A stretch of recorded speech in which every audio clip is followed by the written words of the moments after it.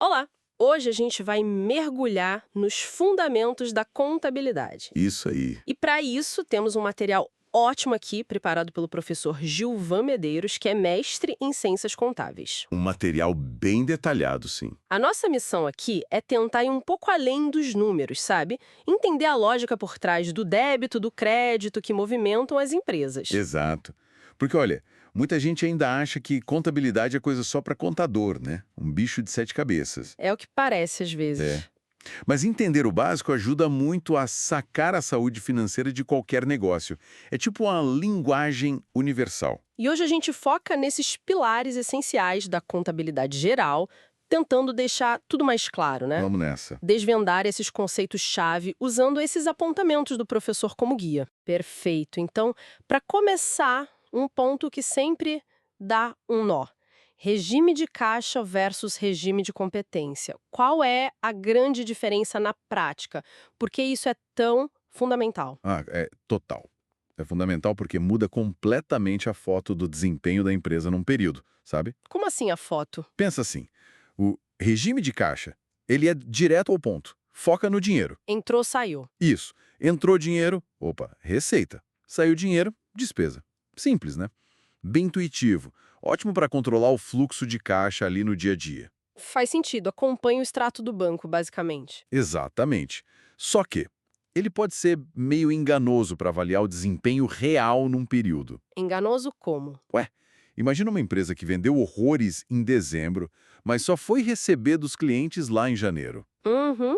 Pelo regime de caixa, dezembro pareceu um mês fraco, sem receita entrando. Ah, entendi. Mesmo a venda tendo acontecido ali. Exato. Aí que entra o regime de competência. Esse é o padrão que a gente vê na maioria das demonstrações financeiras oficiais, tipo balanço patrimonial, DRE. Certo. E como ele funciona, então? O competência, ele amarra as receitas e as despesas ao período em que elas ocorrem de fato, o que a gente chama de fato gerador. Ah, não importa quando o dinheiro trocou de mãos. Não importa. A venda de dezembro, mesmo que recebida só em janeiro, ela pertence ao resultado de dezembro. E a despesa também? Mesma coisa. O aluguel de dezembro, mesmo que você pague a conta só em janeiro, ele impacta o resultado de dezembro. Então ele tenta mostrar o quadro econômico real daquele período. O quanto a empresa gerou e o quanto gastou para gerar aquilo. Perfeito. Essa é a ideia. Permite avaliar se a operação deu lucro ou prejuízo naquele mês, naquele ano, comparando o esforço, despesa, com o resultado, receita, daquele período. É uma visão assim bem mais fiel da performance econômica. Entendido. Muda a análise mesmo. E aí, colado nisso, vem o coração da coisa toda, né? O tal do método das partidas dobradas. Ah, esse é clássico. Soa quase como um dogma, né? Para todo débito, um crédito. Qual é a lógica por trás disso? É a espinha dorsal que mantém tudo em equilíbrio, sabe? A ideia é genial e antiga pra caramba. Como funciona? Cada transação que a empresa faz tem tipo uma origem e uma aplicação de recursos. Pensa, se a empresa compra estoque. Certo, tá aplicando dinheiro em estoque. Exato, aplicação. Mas esse recurso veio de algum lugar, né? A origem. Pode ter vindo do caixa ou talvez de uma dívida com o fornecedor. Ah, As partidas dobradas garantem que esses dois lados, origem e aplicação, que a gente chama de crédito e débito, sejam sempre registrados por valores iguais. e qual a consequência disso na prática? O que isso garante? Garante que a equação fundamental da contabilidade fique sempre balanceada. Ativo, que é o que a empresa tem e direitos a receber, Ok. tem que ser sempre igual ao passivo, que são as obrigações com terceiros, mais o patrimônio líquido, que é o capital dos sócios, lucros acumulados. Entendi. Ativo igual passivo plus PL. Isso funciona como um sistema de verificação automática. Se no fim do dia a soma de todos os débitos não bater com a soma de todos os créditos, Deu ruim, algo tá errado. exatamente, algum lançamento foi feito errado ou faltou alguma coisa. É uma lógica matemática bem elegante e poderosa para manter a consistência. Garante essa consistência interna. Legal. Agora, o material do professor Gilvan também fala de uma diferença importante: atos versus fatos contábeis. Sim. Nem tudo que acontece na empresa vai direto para esse sistema de débito e crédito, né? Porque essa distinção é relevante. É crucial, sim. Ajuda a filtrar o que realmente mexe com o patrimônio e, portanto, precisa ser registrado lá nos livros contábeis. E o que seriam os atos? Pensa nos atos administrativos. São tipo decisões, eventos importantes para a gestão, claro. Assinar um contrato grande, contratar um diretor novo, fazer uma proposta para um cliente. Coisas relevantes para o negócio. Muito. Mas olha só, no momento em que acontecem, eles ainda não alteram o valor dos bens, dos direitos ou das obrigações da empresa. Ah, são tipo intenções ou acordos que ainda não se concretizaram financeiramente. Perfeito. O impacto financeiro vai vir depois, quando o contrato gerar uma compra de fato ou quando o diretor receber o primeiro salário. Entendi. E os fatos contábeis? Já os fatos contábeis, que às vezes chamam de fatos administrativos também, esses sim, são os eventos que efetivamente alteram o patrimônio da empresa. Como assim alteram? Podem alterar só a composição, tipo trocando um ativo por outro, isso seria uma alteração qualitativa, ou podem alterar o valor total do patrimônio, para mais ou para menos, alteração quantitativa. Exemplos. A compra do estoque que a gente falou, o pagamento do salário do diretor, o recebimento pela venda ao cliente, esses sim exigem um lançamento contábil usando as partidas dobradas. Certo. E aí, esses fatos contábeis ainda se dividem, né? O material fala em permutativos, modificativos, mistos. Isso mesmo. Confesso que aqui começa a parecer um pouco mais detalhado. Para que serve essa classificação toda? Ajuda mesmo? Ajuda. Ajuda bastante a entender o tipo de impacto que cada transação teve. Principalmente o impacto no patrimônio líquido, que é onde a gente vê o valor da empresa para os sócios, né? Não é só para complicar, é para dar mais clareza na análise. Ok, vamos tentar entender essa clareza. Como funciona o permutativo? Os fatos permutativos, pensa neles como trocar dinheiro de bolso. Eles só rearranjam os elementos dentro do patrimônio, mas não mudam o valor total do patrimônio líquido. O PL. Tipo... Comprou um computador à vista. Saiu o dinheiro do caixa, que é ativo. Certo, diminuiu o ativo ali. Mas entrou um computador no imobilizado, que também é ativo. Ah, aumentou o ativo em outro lugar. Exato. O valor total do ativo ficou igual. E o PL? Não mudou nada, foi só uma troca. Ou pagar um fornecedor. Diminui o caixa, ativo, mas também diminui a dívida com fornecedores, passivo. O PL também não mexeu diretamente. São trocas internas de elementos patrimoniais. Entendi. Muda a cara do patrimônio, mas não o tamanho do bolo. E os modificativos? Ah, esses sim, mexem no tamanho do bolo, no valor do PL. Eles podem ser aumentativos. Quando o PL aumenta? Isso, tipo, quando a empresa tem uma receita de vendas, o lucro aumenta e o lucro vai lá para o PL. Ou quando os sócios colocam mais dinheiro na empresa, um aporte de capital. E os diminutivos? São o contrário. Diminuem o PL. É o caso clássico das despesas, salário, aluguel, juros. Tudo isso consome recursos, diminui o lucro e, consequentemente, reduz o PL. Ok. Aumentativo igual a receita, aporte, diminutivo igual despesa. E os mistos? Faltou esse. Os mistos são uma combinação dos dois. Uma parte da transação é só uma troca, permutativa, e outra parte mexe no PL, modificativa. Um exemplo ajuda. O exemplo clássico é pagar uma conta atrasada com juros. Pagar a conta em si, o valor principal, É permutativo. sim, diminui o dinheiro no banco, ativo, e diminui a conta a pagar, passivo, troca. Certo. Mas pagar os juros, isso é uma despesa. É um fato modificativo, diminutivo. Reconhece a despesa de juros que vai reduzir o PL. Ah, então no mesmo lançamento tem as duas coisas acontecendo. Exatamente.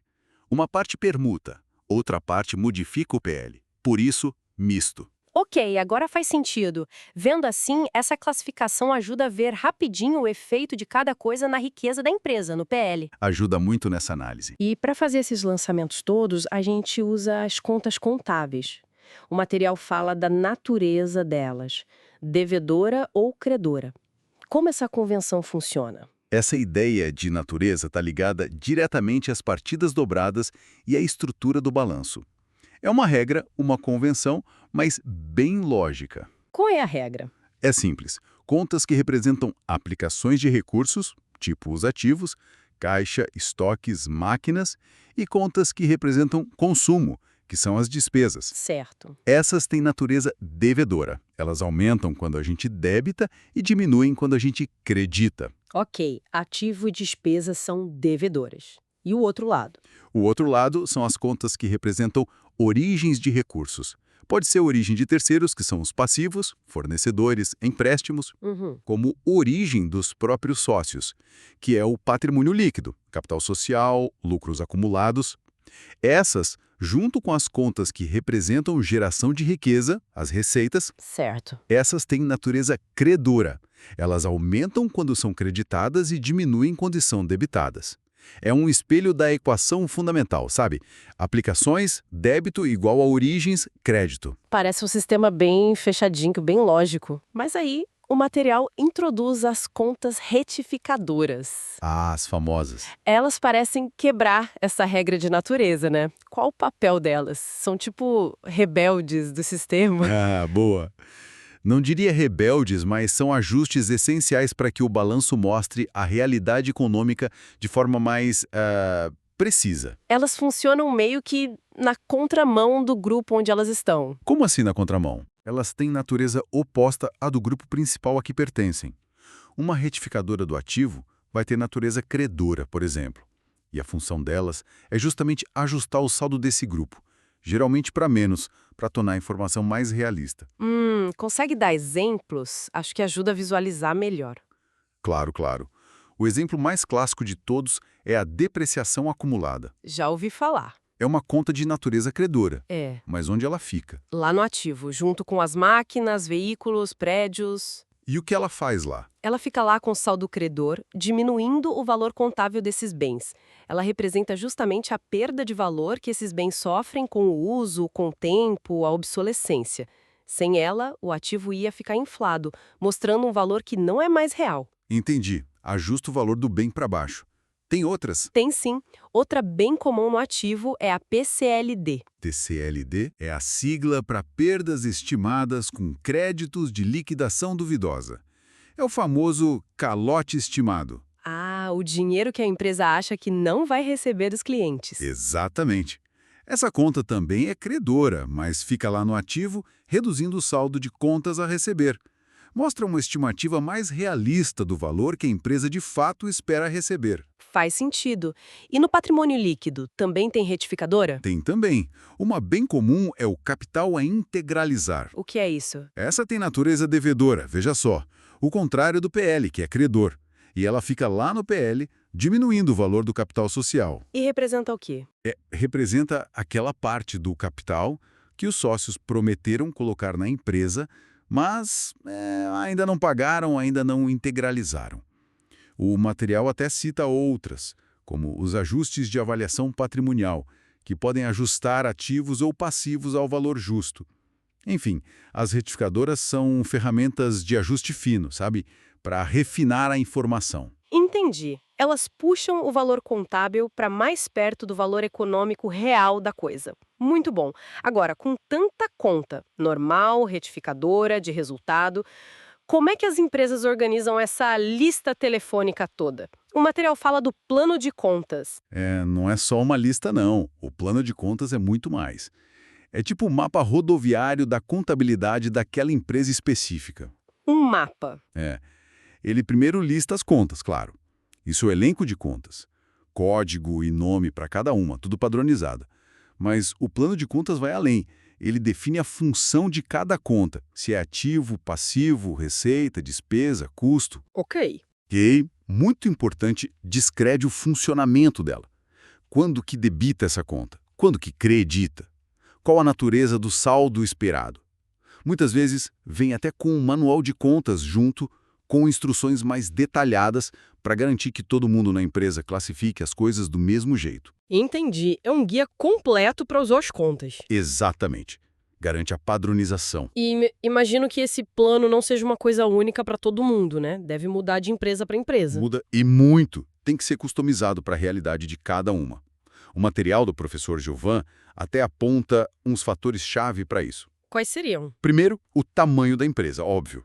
Uma padariazinha de esquina não precisa do mesmo nível de detalhe nas contas que, sei lá, uma Petrobras. Com certeza. Depois, o ramo de atividade é fundamental.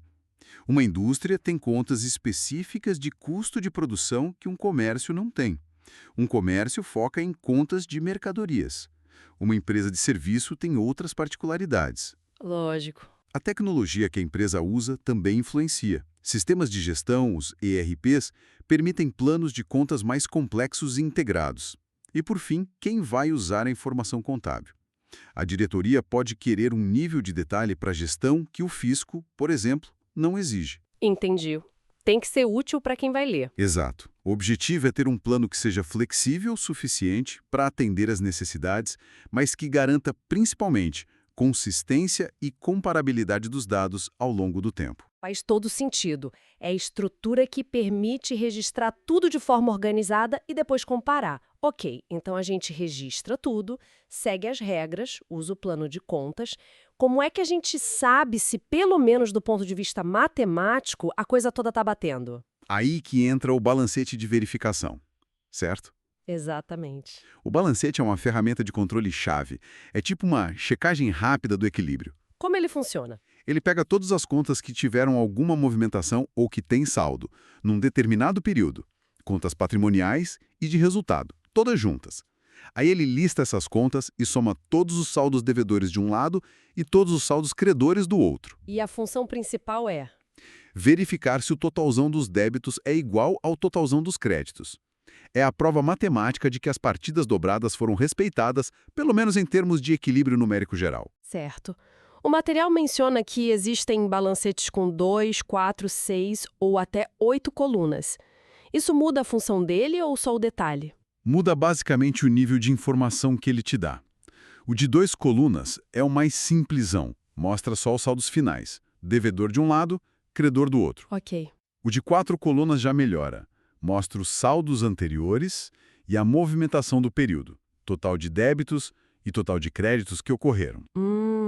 O de 6 colunas detalha mais ainda, geralmente mostrando saldo inicial, movimentação, débito e créditos separados e saldo final. E o de 8? O que ele traz a mais? O de 8 colunas, que o material até destaca como sendo mais completo para analisar o período em si, ele mostra tudo isso e ainda consegue evidenciar o resultado líquido, lucro ou prejuízo apurado especificamente naquele intervalo de tempo que o balancete cobre. Quanto mais colunas, mais detalhe você tem sobre como os saldos finais foram formados. Entendi a lógica da progressão. Mais coluna, mais detalhe. Mas aí vem a pergunta crucial. Se o balancete fecha bonitinho, débitos iguais aos créditos, podemos relaxar? A contabilidade está perfeita. E aqui, olha, está um dos alertas mais importantes que o material traz.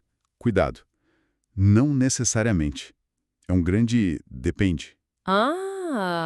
Por quê? Porque o balancete fechado só te diz uma coisa, que não tem erro matemático de desequilíbrio entre o total de débitos e o total de créditos. Ele é tipo uma condição necessária, mas está longe de ser suficiente para garantir que a contabilidade está correta, que reflete a realidade. Que tipo de erro ele não consegue pegar, então? Vários, e alguns bem graves. Por exemplo, se um lançamento inteiro, com débito e crédito certinhos, foi simplesmente esquecido, omitido, Ele não percebe? não. O total de débitos e créditos continua igual, só que menor. Se um lançamento foi feito em duplicidade, 2 vezes igualzinho, Ele também fecha. também fecha. Os totais aumentam, mas continuam iguais entre si. Se o lançamento foi feito na conta errada, tipo, era para debitar despesa de aluguel e debitaram despesa com salários. O valor está certo, mas no lugar errado. Exato. O total de débitos e créditos continua batendo, mas a informação está toda distorcida. E pior ainda, se alguém fez uma inversão completa. O que era para ser débito virou crédito e o que era para ser crédito virou débito, pelo mesmo valor. Nossa, ele fecha também. Fecha também. O balancete é cego para esses erros de classificação, omissão, duplicação e inversão. Ele só pega mesmo o desequilíbrio numérico bruto entre o total de débitos e o total de créditos. Uau! Isso é muito importante saber. Quer dizer, o balancete é um passo essencial, mas não dá para confiar cegamente nele. A análise crítica do que foi registrado e como foi classificado continua sendo fundamental. Totalmente. Ele é uma ferramenta, não a resposta final. Falando em registros específicos, o material detalha vários exemplos, como despesas antecipadas, depreciação. Como eles se encaixam nessa lógica toda que a gente viu? Todos eles seguem rigorosamente o regime de competência e as partidas dobradas.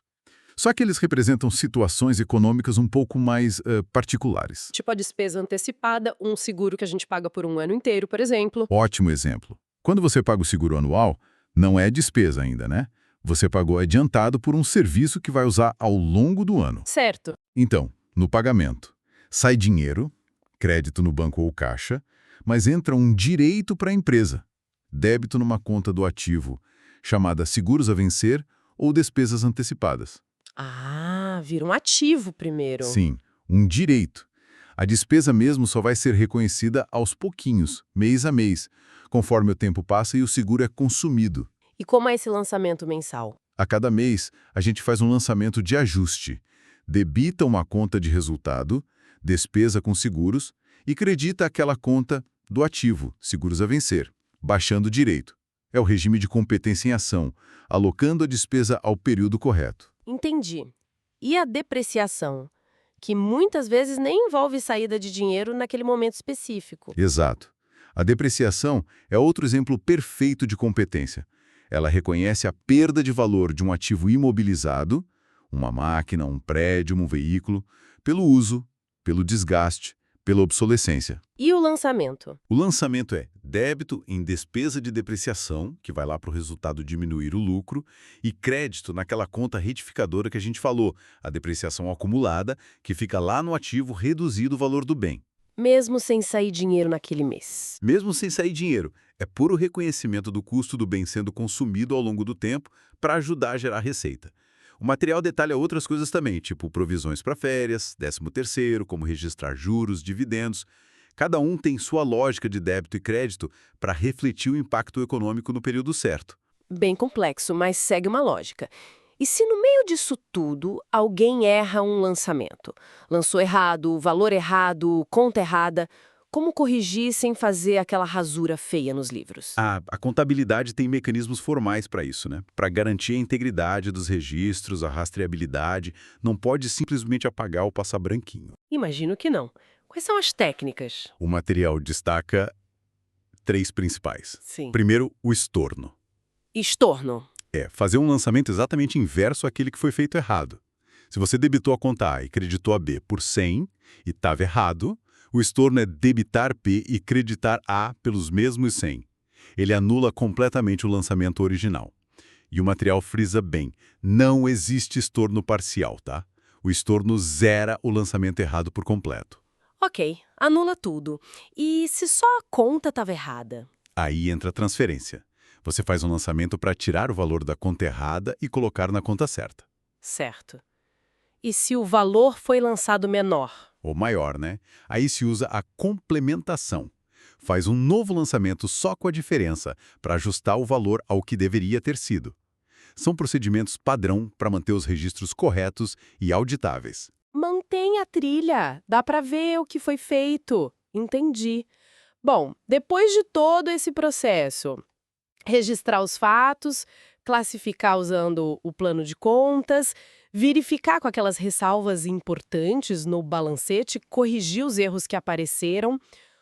Onde tudo isso vai parar? Qual a utilidade final do balancete, por exemplo, depois de tudo conferido? O balancete, uma vez que ele está conferido, ajustado direitinho, ele vira a base, sabe, a matéria-prima principal para a gente construir as demonstrações contábeis mais importantes, aquelas que realmente vão contar a história financeira da empresa para o mundo lá fora e para a gestão aqui dentro. Quais demonstrações? Ele alimenta principalmente o balanço patrimonial. Aquela foto do ativo, passivo e PL num dia específico. Exatamente, a posição financeira estática.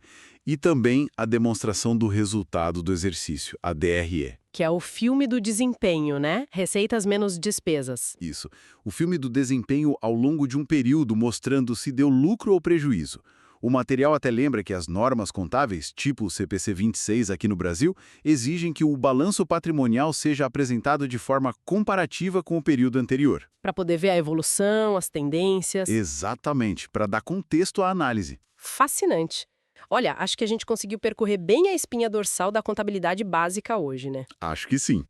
Passamos pela importância do regime de competência, a lógica quase matemática das partidas dobradas, aquela diferença crucial entre atos e fatos contábeis, como organizar tudo num plano de contas. É, a função e as limitações, muito importante, do balancete de verificação. Isso. E como ele serve de base para os relatórios finais. Foi bastante coisa. Pois sim, mas cobrimos bem os pilares que o professor Gilvan descreveu. Entender essa estrutura, como você disse, não é só para contador. É para qualquer pessoa que queira, de fato, decifrar a saúde financeira de uma empresa, de uma organização. São os fundamentos. Com certeza. E pensando nisso tudo, especialmente naquelas limitações que a gente falou do balancete e na necessidade de classificar fatos, fazer estimativas como a PCLD, fica uma pulguinha atrás da orelha, sabe? Qual seria essa pulga? Se as ferramentas têm seus limites e as regras, por mais detalhadas que sejam, ainda exigem interpretação, classificação, julgamento. Aí a gente cai na questão onde entra o fator humano nisso tudo. Essa é uma ótima reflexão para fechar. Pois é. A mim de dominar toda a técnica, as normas, os débitos, os créditos. Qual é o verdadeiro peso do julgamento profissional do contador? Da experiência dele. E talvez o mais importante de tudo, da ética profissional.